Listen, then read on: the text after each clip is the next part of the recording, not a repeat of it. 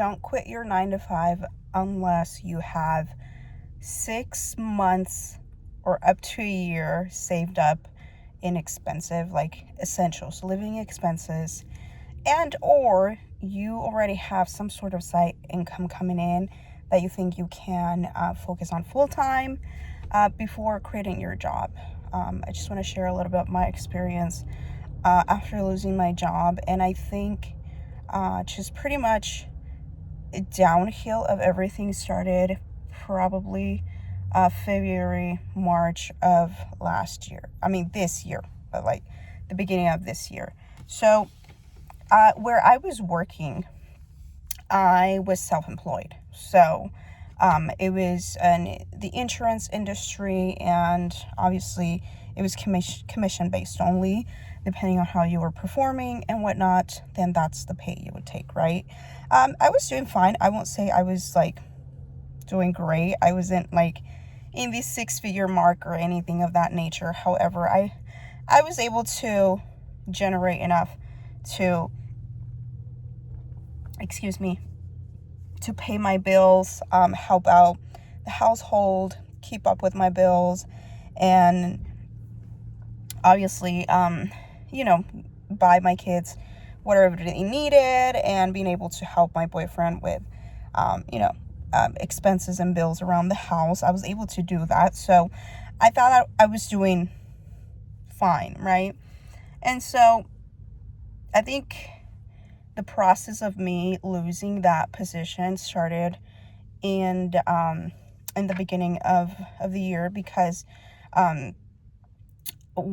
I have 2 daughters. One of them, when we went to go get their checkup done, there was some like not major health concerns that came up, but some health concerns that obviously I felt responsible that I needed to take a step back and really focus on them. And because for the last couple of years I have been working at this job, and I usually do this when I start anything or when I do anything. It's like when I go in, I give it my all. I give it my all. So when I started at this position, they told me minimum requirement was like 10 hours a day. If I could, 6 days a week. If I could do more, that's even better, they said. I said, I'm going to go full force. I started working 12 hours a day, Monday to Friday. Saturday, sometimes I would do like 8 or 10 hours.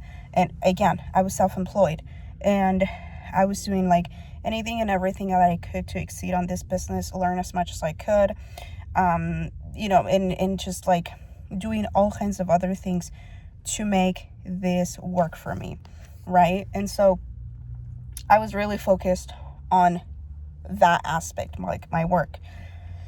And I feel like I neglected my kids for those couple of years. And so obviously when this like concerns came up, I felt guilty. I felt like it was my fault because I was not present. I was so focused on work, and I was so focused on making this career work for me that I neglected my kids. So that's when I decided to take a step back, and I started working from home.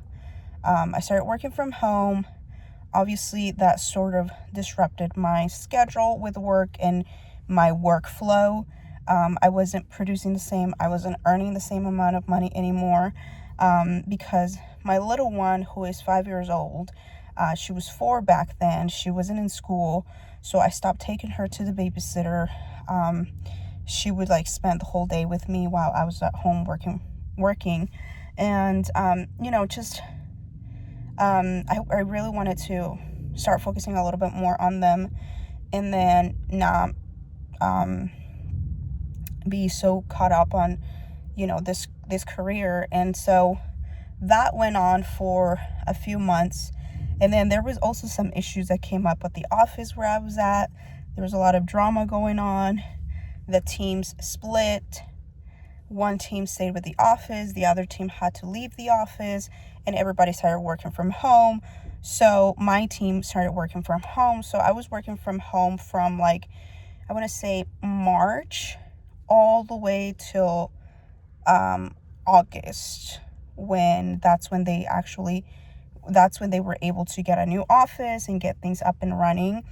But so for those months, obviously, for those first couple of months, like I said, my workflow just got really disrupted because I was trying to find a way to balance work and focusing on my kids, focusing on their nutrition, focusing on spending more quality time with them and whatnot. And so then came May, I started feeling sick. I was feeling really sick. I kept going to doctors appointments, like different to my OBGYN, to my regular doctor.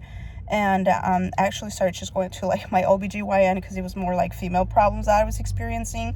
And they did all sorts of testings and ultrasounds and whatnot. And everything came back normal. Like there was really nothing going on with me. And so in my mind, I was like, maybe I'm just stressed because, obviously it's been a couple of months that I'm working from home. My income is not the same. I was stressed because one of my main goals for this year was to be able to purchase a house. I wanted to leave the rental where we are at and be able to get our own place. And so while all of this was happening in the background, I always kept that faith and kept that in my mind that hopefully we were going to be able to save up enough money to be able to get a place. And at that point in time when I was working, and obviously my boyfriend is working, we were looking at places, but everything was just so expensive. We needed, anytime we will come across something that was a little bit affordable and within our budget, it's like it would be gone. And so our loan officer would tell us, and our realtor would tell us, if you guys can come up with a little bit more money for down payment, that would probably help. And so we were just trying to work against the clock as much as we could. And as I was experiencing all these health problems, I was like, maybe it's because I'm very stressed because I want to be with my kids. I want to take care of my kids. But at the same time, I also want to be able to afford a place where we can call home, and so I was going through that back and forth and, going through doctor's appointments and whatnot. And like end of May came, whole month of June went by. The doctors couldn't find anything that was going on with me. At the end of the day, they were just like, maybe you're just bloated. And so I was like, I know my body. I know that's not what's going on with me, but okay, and so I left it at that. Came end of June, I kept experiencing the same thing, but then I started feeling nauseous and I started feeling heartburns. So I was like, maybe I'm developing some sort of like gastritis or ulcers. So I'm going to go to my regular doctor, I said. So then I went to my regular doctor and she tells me, are you sure there's not a junior in there? And I was like, no, like I just went to my gynecologist like last month and they tested me for everything and there's no baby in there. And I was like, plus I'm on birth control. So how could that happen? They were like, I don't know, but we still have to test you before we can prescribe you anything. So I was like, okay. So then they tested me and sure enough, the results come back positive. I could not believe it. I was in shock. I was like, oh my gosh. Like obviously I was happy to find out what was going on with me. And I was happy because a baby is a blessing. And it's like, I'm gonna be able to hold a little person with me and have another little person with me. But on the inside, it felt like I'm gonna take 10 steps back from where I was at the beginning of the year. Because remember, I said my main goal was to be able to purchase a place, right? And me working so hard and pushing so hard and saving as much as we can, and you know, if it almost felt like I was getting so close to that goal, and I was like, now a baby, like what's gonna happen, you know? Like I was just like, I was happy, but I felt devastated at the same time.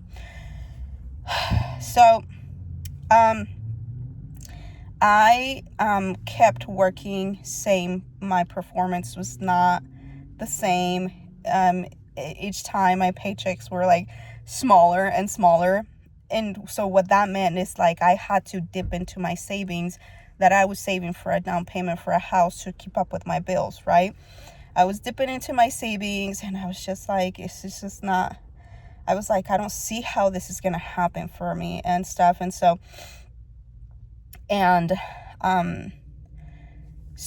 July went by, August came, then I returned to work at the office. Then my little one started going to school. She started kindergarten. So obviously we live really close to the school, so I have to drop her off and pick her up. She goes in at 7:30, leaves at 2 p.m. So that meant like even if I went to the office, it's like 40 minutes from where I live. So it's like I would have to drive like 40 minutes to get there. I only work like 3 or 4 hours, and then I have to leave like at 1:20 p.m. so that I can get here and pick her up and try to work after those hours. So things weren't working right, and so with that, you know, it added up the time that I was not performing at my best. And because I was self-employed, yes, I was self-employed and in charge of my own business. However, I do have like partners that together we make it work, right? And so in August, like mid-August, they met up with me and they were like, hey, we understand you're going through a lot of stuff and everything. Let us know if there's anything we can do to help you. They were like, we want to see you succeed and everything. And we're noticing that, you know, your trend is like going down, and we want to know if there's anything that we can do to help you. And I'm like, there isn't really that anybody can do to help me at that point in time, unless it's like, give me some money so that I can keep up with my bills. But aside from that, there isn't really anything that anybody can do for me, because I'm a mom and my kids need me, and I just can't give it my whole 10-12 hour days anymore to make it work. And so then they told me, let us know if you need a break. And then obviously being pregnant, I was experiencing morning sicknesses. The whole thing, like the whole first trimester symptoms I was experiencing. And as on top of that, you know, the pressure having to work, the pressure wanting to be present for my kids, and the pressure of me like not feeling like I'm not going to be able to purchase a house before our lease is up, and just so many things. I was so stressed. And then my mom was going to have surgery in September. And so after we met, they told me, they were like, let us know if you need a break, if you need to take a step back and focus on your family, and then come back when you feel like you're ready and you can give it, you know, the time and the effort and everything that it really requires for you to succeed. They were like, the doors are always going to be open for you. And I was like, I'll think about it. So then from mid-August, I worked for another 2 weeks. Since that meeting, I knew it was not, I was going to have to leave that workplace, just because I didn't want to hurt them. Because like I said, this is like a team effort that we put. the investments that they do in the office, renting a place, and like all sorts of other expenses that goes behind the business, not just on my end. They were like, we don't want you to keep hurting yourself financially, and if you need a break, it's okay. And so yeah, since then I sort of realized that I was not going to be there anymore. So every day when I would drive to the office for the next 2 weeks, I would cry. I cried every single day on my way to the office and on my way back home, because I knew it was like I worked so hard to make it in that business, to make it there, and to, and being in the insurance industry, like, you have to pass the state test, you have to pass the test for the insurance companies and whatnot. Like, I worked so hard and I put so much effort, and it was just like it was gonna be completely gone. So I was so sad. I was so devastated. It almost felt like a breakup, I was heartbroken. But then my mom was gonna have surgery beginning of September, so I knew I wanted to go and be there with her and help take care of her, because she was going to have a shoulder surgery and she was not going to be able to, even shower or do her hair. So, came September, I left back home. I spent 2 weeks with my mom and my dad, just taking care of my mom and stuff. And then when I came back, we met for the final time, me and my partners, and I told them that it was probably the best if I took option B, which was taking a break and taking a step back from the business. And so that was it. And so that's when I decided to take TikTok very serious, take TikTok Shop very serious, and content creation. And keep in mind, like, during all this time, I kept dipping into my savings to pay my bills. Like, minimum, like, for all the bills that I pay, that I was in charge of. I was in charge of. I was paying for some of like the household stuff, and then also some of my own bills, like credit cards and things of that nature. At least $1,200 was my monthly bills. So during all this time for this month that I was not generating as much money as I to cover my bills, I was just dipping into my savings. And so on TikTok, they were saying Q4 is coming up, holidays are coming up, people are going to be shopping, people are going to be spending money, so it's like the time to go all in and stuff. So I said, I'm going to do this. I said, I'm going to post, if I have to post 10 videos a day, I'll do that, because I really need the money. I'm about to run out of savings, and I don't know what I'm going to do, right? And so mid-September, that's when I started posting on TikTok, and I went all in. At first I started with like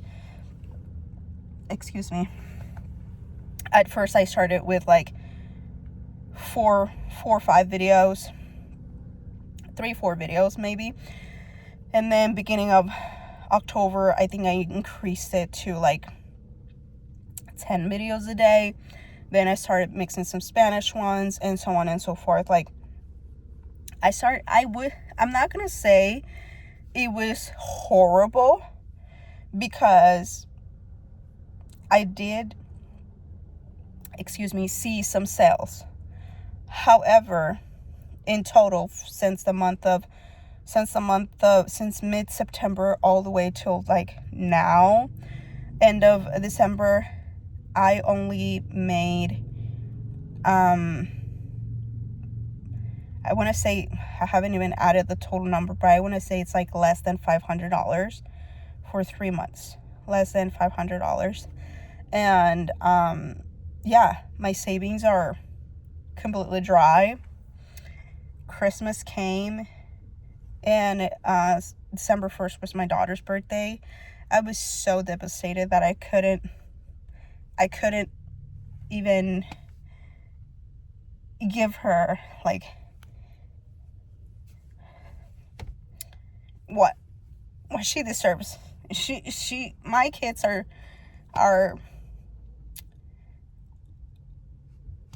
great kids, especially my older one. She understands, and she doesn't really ask for a whole lot, but it hurt me a lot to not being able to give her what she deserves, right? Like, we had a cake and it was just like the four of us, because I couldn't afford for her to invite her friends and have take them out to play somewhere, or take them out to eat and stuff like that. Like, I couldn't afford that.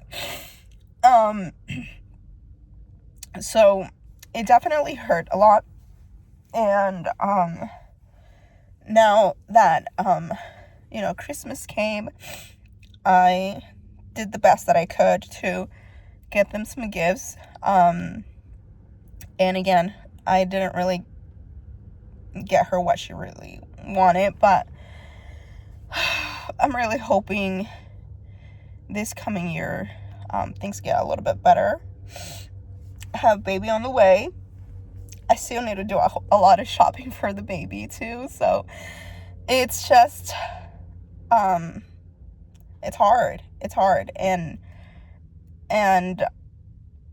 that's why I'm saying, if you have a 9-to-5 and you're planning to quit, just make sure you quit when you have enough money saved up, or you have another job that you want to start, or something, because it's hard to go on with no income coming in and just dipping into your savings, the only savings that you have. And if you don't know for how long you're gonna be off of work, it's hard. I'm so grateful that my boyfriend works and is able to keep up with all the bills, but